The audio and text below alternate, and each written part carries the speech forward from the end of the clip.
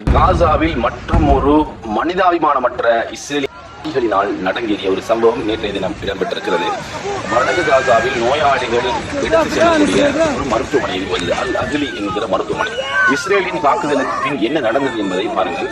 மத்திய காசாவில் பணியாற்றும் அவசர மருத்துவ நிபுணர் ரசான் அல் நஹாஸ் அவர் சொல்கிறார், அல் அஹ்லி மருத்துவமனை என்பது அந்த பகுதியில் பாகமாக இயங்கிக் கொண்டிருந்த ஒரு மருத்துவமனையாக இருந்தது. இஸ்ரேலின் கடுமையான காட்டுமிராண்டி தாக்குதலினால் இங்கு தினசரி நூற்றுக்கணக்கான நோயாளிகள் வருகை தந்து கொண்டிருந்தார்கள்.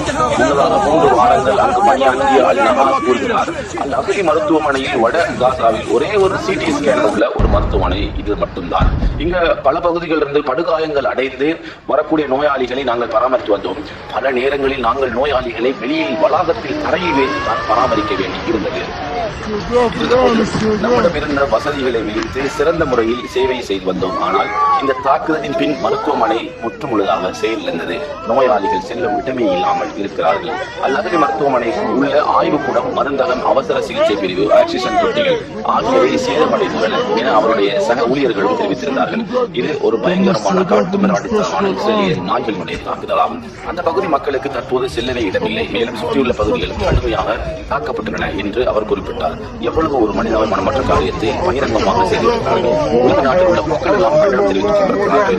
உலக அரசுகள் தான் அவ்வப்போது சில அறிக்கைகளை போட்டாலும் பெரும்பான்மையான அரசுகள் இஸ்ரேலுக்கு சார்ந்து அமைதி காத்து மௌனியாக அடிமையாகவே இருந்து கொண்டிருக்கிறது என்பதை கண்கூடாக கண்டு கொண்டிருக்கிறோம். பொறுத்திருந்து பார்ப்போம். இறைவனுடைய சாபம் எப்போது அந்த காட்டுமிராண்டியான இஸ்ரேலிய ராணுவத்தின் மீது இறங்கும், அந்த நெதன்யாகு மற்றும் அமெரிக்காவினுடைய கொடூரமான மனம் கொண்ட அப்பாவிகளுடைய முடிவுகள் அமையும் என்பதை பொறுத்திருந்து பார்க்கலாம். தொடர்ந்து இது போன்ற செய்திகளை அறிந்து கொள்ள, தெரிந்து கொள்ள மறக்காம நமது சேனலை சப்ஸ்கிரைப் பண்ணுவீங்க. மறக்காம ஷேரும் பண்ணுங்க. நன்றி.